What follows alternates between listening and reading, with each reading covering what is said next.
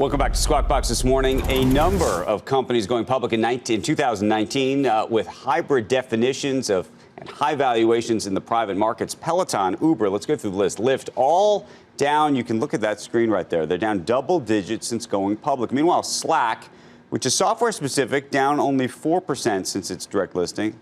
It's a little bit better. We don't have Zoom on that, which actually zoomed up. Joining us right now to discuss the struggles facing hybrid companies in the public market is Andrew McAfee. He is the principal research scientist at MIT. He's the author of More from Less, the surprising story of how we learned to prosper using fewer resources and what happens next, which is out tomorrow. Nice to see you. Thanks for having me on. You've written a number of books over the years, and we've loved all of them, typically around this idea of what's going to happen to the workforce and what's going to happen to society.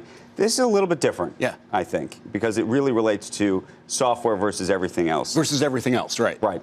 But in terms of this specific issue, just to start the conversation on how these IPOs have traded and how people think about these kinds of companies, why do you think that is it a valuation story that's taking place in the market, or revaluation story that's taking place in the market, or is it something else? I think the valuation story points to something that might be pretty fundamental, right, which is that we're moving from an economy where atoms are central to an economy where bits are central. And these companies that you highlight, like Uber and Lyft and Airbnb, they're sitting in the middle of them. And the unit economics can be really difficult. You got pure play software companies, and I think Slack is a really, really solid company. We've seen Zoom. Right. The margins of completely bit-based businesses can be really, really attractive. But so this whole idea, though, that we're going to graft software companies effectively onto more traditional companies was supposed to give a lot of these companies both a higher valuation, a better business model. You think not so much? I'm still long-term really positive on, call it the sharing economy, on transportation network companies, on Airbnb, because what they're letting us do is make better use of these assets that are otherwise just kind of sitting around idle. The average passenger car is idle 95-ish% of the time. Right. That's ridiculous. Let's put some software on top and increase the utilization of those things. But what's then the appropriate way to think about the value of them? I think you got to bake it upward from the unit economics. If these companies can demonstrate that on a per transaction basis they're doing well, then things start to look rosy. They're just incurring huge losses to set these businesses up and grow them. Was WeWork ever a software company? No. Ever a technology company? No. At all? So that's the other question.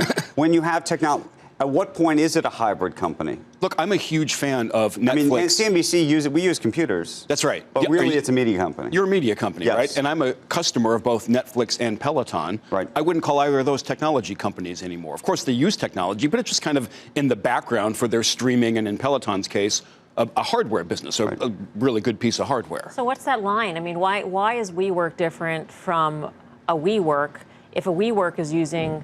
Let's say it employs a platform that helps match up unused office space with users. Isn't that the same thing? You're helping assets be utilized more efficiently. Yeah, it kind of felt like a short-term rental company with a whole lot of dressing on top of it that's kind of falling away. But there are these assets all over the economy that are underutilized. I do think we're going to use software to make much more efficient use out of them. And that's bad news in some cases for the asset holders. But efficiency only comes to the owner of the assets. So if you have an Uber and Lyft who don't own the assets, can they actually reap those benefits? Because we see that they don't make any money, even though they are utilizing these assets better. They don't own the assets. Yeah. Well, Uber owns both the people who want to ride and the drivers. They own that relationship. They own that transaction. I'd much rather own that than own a car or own a taxi. So when you're saying utilizing assets more efficiently, what are those assets that you're talking about? Is it a relationship? No, it's or is it a hard asset? It's the spare room in my house. It's the car that's otherwise sitting idle in the driveway. Those assets are going to be put to a lot better use in the economy that we're creating. The whole reason I wrote this book is because essentially the total American economy is now weighing less year after year. And I think that's kind of an important, kind of a weird phenomenon. We weren't expecting it. I kind of walked around with this notion that as economies grow, they need more resources, they need more atoms. I think that's just not true anymore.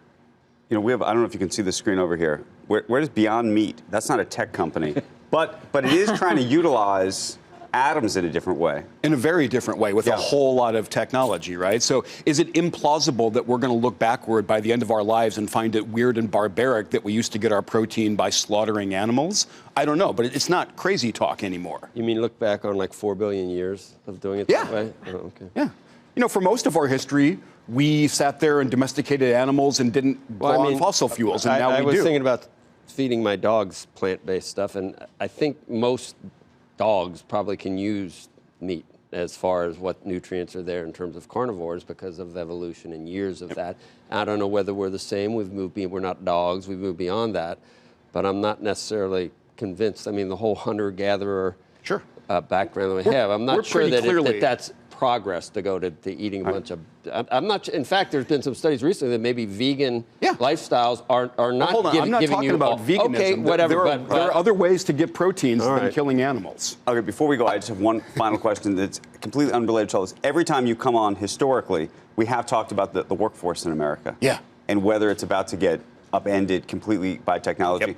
And if you look at the unemployment rate today, you would say something is amiss with the argument that you and I have had on this for years. For years. Yep. What's your and you're winning that argument, right? Well, I don't know if I'm winning it. I think I was just as worried as you, actually. I think probably Joe's winning that argument. So we don't see the era of massive technological unemployment anywhere in the evidence, anywhere at all. And I'm going to steal a line from Bob Gordon, a good economist. We don't have a job quantity problem. Right. I think we have a job quality problem. And those great middle-class jobs, clerks and assembly line workers, those are in the rearview mirror. We've got to invent the middle class for the second machine age, not for the industrial era. Andrew, it's great to see you. Always Thank a pleasure. The book is called More from Less. Thank you very much. Thanks.